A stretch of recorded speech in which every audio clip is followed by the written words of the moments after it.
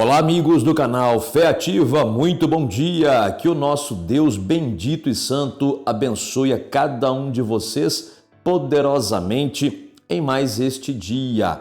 Hoje eu quero compartilhar com você uma passagem bíblica linda, maravilhosa, poderosa, que traz muito conforto ao nosso coração, alimenta a nossa alma, fortalece a nossa fé e nos revela o que fazer quando estamos abatidos, quando alguém está caído, quando alguém está, vamos dizer assim, desmoronado, não é? A pessoa, por algum problema, ela está caída hoje, caída na fé, de repente caída no sentido espiritual, desanimada, não é? Sem coragem, ou talvez sofrendo, né? Devido a algo que aconteceu, uma enfermidade, um problema financeiro, um problema sentimental, um pecado. Às vezes a pessoa peca e depois que ela peca vem aquela consciência de culpa, né? E dependendo do pecado que foi cometido, a pessoa até mesmo fica com dúvida se ela vai ter perdão. Isso deixa a pessoa lá embaixo, sabe? Então, o que fazer nesses momentos? Tem solução? Tem jeito? Sim, glória a Deus que tem. E é esse versículo que eu quero compartilhar com você, que pode ser o remédio, o teu fortificante que você precisa para hoje. Mas antes de eu compartilhar com você esse versículo, por favor, já deixa o like para o canal, aperte o botãozinho gostei, também inscreva-se em nosso canal se você ainda não está inscrito e também ative o sininho das notificações, porque fazendo assim o próprio YouTube avisa você quando lançarmos um vídeo novo. E também, caso você queira, aproveite o espaço dos comentários logo abaixo e escreva nomes de pessoas pelas quais você quer que a gente ore e assim faremos, tá bom? Olha só, livro de Salmos, capítulo 51, versículo 10. Olha o que Davi clamou a Deus. Diz o texto: cria em mim, ó Deus, um coração puro e renova dentro de mim um espírito inabalável. Ele diz assim, num clamor sincero que ele faz a Deus: ó Deus, cria em mim um coração puro, quer dizer, um espírito puro, o meu eu verdadeiro, o homem interior no coração. Puro. O que Davi estava falando com relação a isso? Davi tinha consciência que o espírito dele, o espírito humano dele, né, era propenso ao mal, né? Então, Davi era um ser humano, né? Só que, porque ele não tinha ainda um espírito puro, então, dentro dele havia aquela inclinação para o mal. Embora ele fosse um homem de Deus, ele fosse um homem segundo o coração de Deus, um homem que agradou a Deus, mas também um homem que falhou com Deus e com os homens. Davi, quando escreveu o Salmo 51, ele escreveu numa situação onde ele havia adulterado, engravidado a mulher com quem ele adulterou, tentou jogar a culpa daquela gravidez no marido da mulher, que no caso se chamava Batseba, e o marido se chamava Urias, e não tendo dado certo esse plano de jogar a culpa, né, da gravidez proveniente do adultério no marido da mulher, então ele, como rei, mandou o rapaz, que era um soldado, bem na linha de frente da batalha, e o rapaz foi morto. Davi sabia que ele ia morrer ali. E assim aconteceu. Quer dizer, Davi, ele adulterou, mentiu e assassinou. Gravíssimo, gravíssimo, gravíssimo, gravíssimo.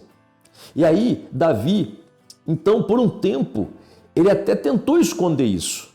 Mas certo dia, o profeta Natã apareceu ali e desmascarou Davi. E fez Davi, assim, passar vergonha mesmo, né? Porque Deus havia revelado o pecado dele. Só que Davi não fugiu da raia.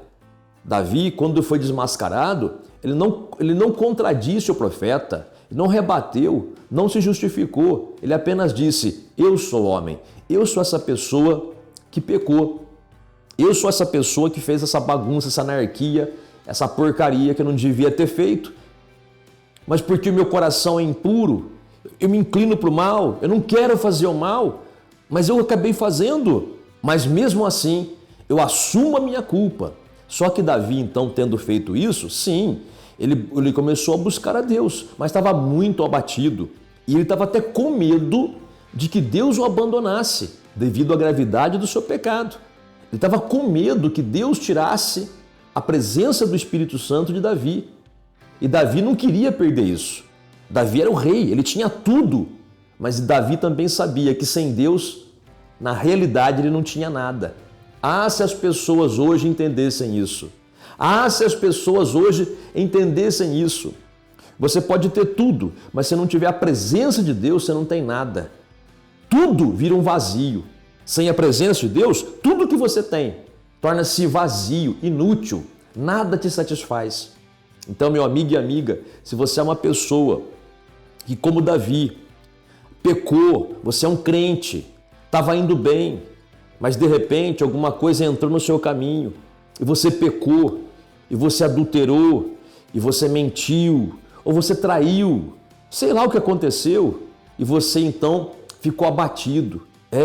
Ficou abatido, veio a consciência do pecado, a culpa na sua mente, no coração, a condenação, não é? De repente você estava bem na fé, estava sendo até usado por Deus, e de repente caiu, né? Capotou, vamos dizer assim, na curva, né? Como se diz, né? Porque você se deixou levar pelo pecado. E de repente faz tempo que você está aí chateado, até o inimigo vem na sua mente dizendo assim, já que você pecou, vai tomar uma pinga, uma cerveja. Você não bebia, mas de jeito nenhum, nenhuma gota de álcool, porque você era firme no seu propósito, firme na sua convicção espiritual, né? De ser puro e não se contaminar com nada. Agora até pensamento de bebida alcoólica já passou pela sua cabeça, como quem diz, tá perdido mesmo, né? Vai tomar uma lá que não tem problema. Mas eu digo para você, meu amigo e amiga, é demoníaco esse pensamento. Esse pensamento não é de Deus, é do próprio Satanás, que não quer que você se volte para Deus como Davi fez. Davi se voltou para Deus buscando reconciliação. Ele se humilhou, reconheceu o erro dele, em hipótese nenhuma jogou a culpa dele nas costas de mais ninguém, porque só ele errou ali, não é? Muita gente quer o perdão de Deus, mas tentando jogar a culpa nas costas dos outros. A pessoa fala assim, eu acho que não fiz nada de errado, eu cometi um pecado, mas também por causa da outra pessoa. Pode parar, nem continua com essa conversa cansativa aí, porque é inútil. Enquanto a pessoa não for sincera e humilde para reconhecer, somente eu pequei. A meia culpa, né? Meia culpa quer dizer somente eu pequei. A culpa foi só minha, não há justificativa. Então, eu estou disposto a pagar o preço que for, a punição que for. Essa é a verdadeira humildade. Davi fez isso. Ele falou, Senhor, olha, cria em mim um coração puro, porque lá dentro eu não queria ter feito, mas acabei fazendo. Mas aí, meu amigo e amiga, também tem aquela coisa, né? De repente, você está caído hoje, não sei se esse é o seu caso, tomara que não seja, né? Tomara que não seja. Mas de repente você está abatido hoje não por causa de pecado. Porque não é todo mundo que vive pecando, né? Por exemplo, Davi aqui pecou, né? Então eu estava clamando a Deus. Mas de repente você ficou abalado, caiu. Não, repito, não por causa de pecado, mas por causa de escândalos. Você viu alguém pecar, alguém que você achava que era de muita fé, muito espiritual, e de repente você viu aquela pessoa pecando e desabou. De repente você estava indo bem na igreja e por algum irmão de fé te ofender, você desabou. De repente você foi evangelizar, estava evangelizando alguém e alguém chegou ali e te humilhou, falou um monte para você, deixou você no chão e você até não quer mais evangelizar de medo que isso aconteça de novo. E você parou aquilo que Deus mandou você fazer. De repente você se abateu, está caído aí devido a uma enfermidade que derrubou você. Estava na fé, aquela coisa toda, mas veio uma doença e quase matou você. E você fala assim, mas eu orei e não consegui, demorou para me recuperar. Por que aconteceu isso? E você fica abalado na fé.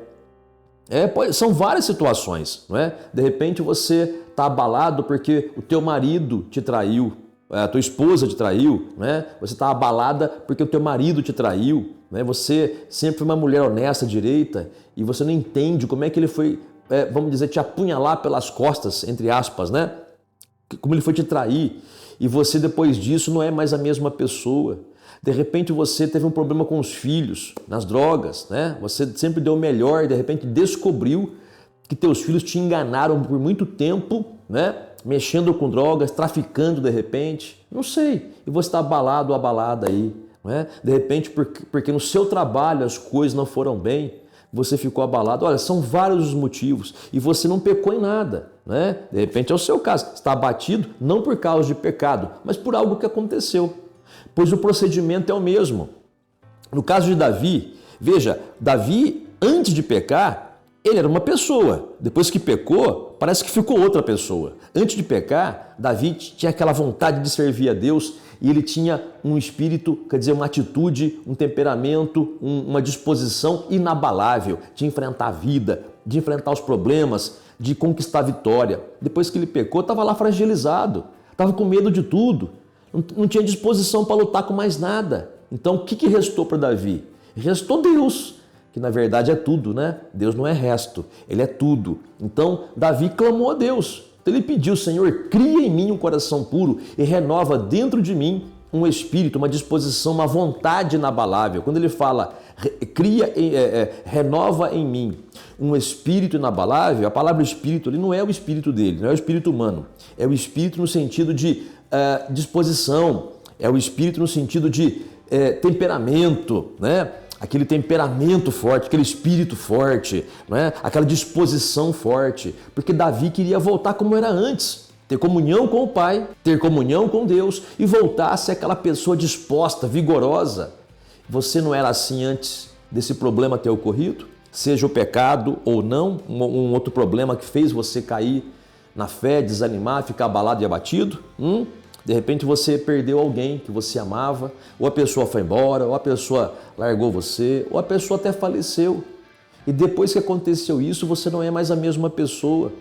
De repente teu filho brigou com você, tua filha brigou com você, teu irmão de sangue brigou com você, né? Não te trata mais como tratava antes e você está aí caído e caída, né?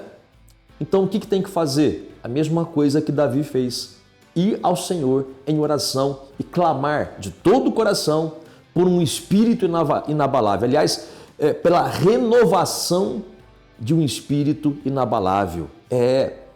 Porque um espírito novo, um coração puro você já tem se você já aceitou Jesus. Quando você aceitou Jesus, o teu espírito, o teu eu verdadeiro, o teu homem interior, né, ele nasceu de novo. Então ele não é contaminável, ele está bem ali.